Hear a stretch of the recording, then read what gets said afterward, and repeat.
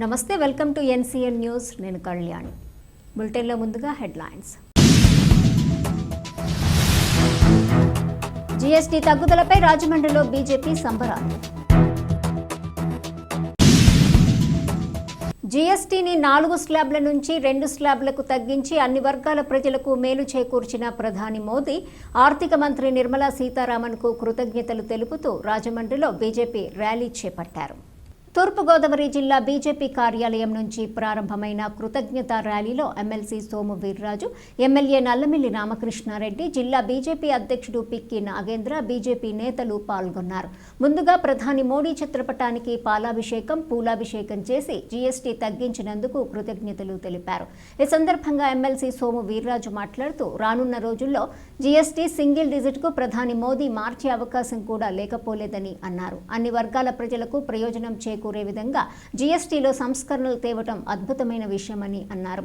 ఈ కార్యక్రమంలో zonal in-charge Lakshmi Prasanna, state media ప్రతినిధి పెద్దిరెడ్డి రవికిరణ్, బొమ్మల దత్తు, రొంగల గోపి శ్రీనివాస్, భగవాన్, రేలంగి శ్రీదేవి, కోడూరు లక్ష్మీనారాయణ, అడబాల రామకృష్ణ, నర్సిపల్లి హారిక, పరిమి రాధ, మద్దిపాటి రజని, కురగంటి సతీష్, యానాపు యేసు, కాలేపు సత్య, సాయిరాం, పొన్నాల లక్ష్మీ సంతోషి, రవికిరణ్, వీరాంజనేయులు, బండి సత్యనారాయణ, మోహిని రెడ్డం పెద్ద ఎత్తున కార్యకర్తలు పాల్గొన్నారు.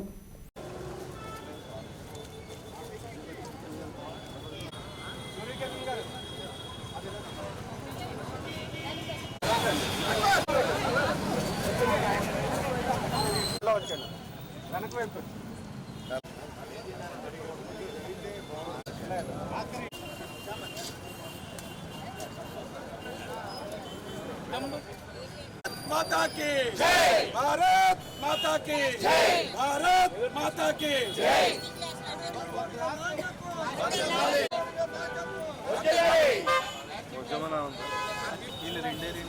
नरेंद्र मोदी गाరి నాయకత్వం, నరేంద్ర మోడీ గారి నాయకత్వం, నిర్మలా సీతారామన్ గారి నాయకత్వం, నిర్మలా సీతారామన్ గారి నాయకత్వం. భారత్ మాతా की జై, భారత్ మాతా की జై. మాతరం మాతరం వందే మాతరం. నరేంద్ర మోడీ గారి నాయకత్వం, నరేంద్ర మోడీ గారి నాయకత్వం, నరేంద్ర మోడీ గారి నాయకత్వం, నిర్మలా సీతారామన్ గారి నాయకత్వం, నరేంద్ర మోడీ గారి నాయకత్వం, నరేంద్ర మోడీ గారి నాయకత్వం, నరేంద్ర మోడీ గారి నాయకత్వం. భారత్ మాతా की వందే మాతరం. జై బీజేపీ, జై బీజేపీ. లాంఛనమే అయినప్పటికి కూడా ఆయన విజయం చాలా క్రాస్ ఓటింగ్స్ జరిగినాయి. మన రాజమండ్రిలో ఉన్న ప్రముఖుడు ఈ ఉపరాష్ట్రపతి గారిని కామెంట్ చేస్తారు, ఆయనకు ఓటేయకూడదట, దేశభక్తులకు ఓటేయకూడదు, సామాన్యులు చంపుతున్న నక్సలైట్లకి అనుగుణంగా తీర్పించిన వ్యక్తులకు ఓటేయాలని ఆయన సెలవిస్తారు. ఆర్ఎస్ఎస్ అనేది ఒక ఫాసిస్ట్ సంస్థగా నేను భావిస్తున్నాననే అభిప్రాయాన్ని ఆయన ఎప్పుడూ వ్యక్తం చేస్తూ ఉంటారు. దేశభక్తి, ఆర్ఎస్ఎస్ గురించి మరొకసారి ఆయన నోటుకొచ్చినట్లు మాట్లాడడం తగదని నేను ఈ సందర్భంగా తెలియజేస్తున్నాను. ఆర్ఎస్ఎస్ మీద బహిరంగంగా చర్చకి సిద్ధంగా ఉన్నాం.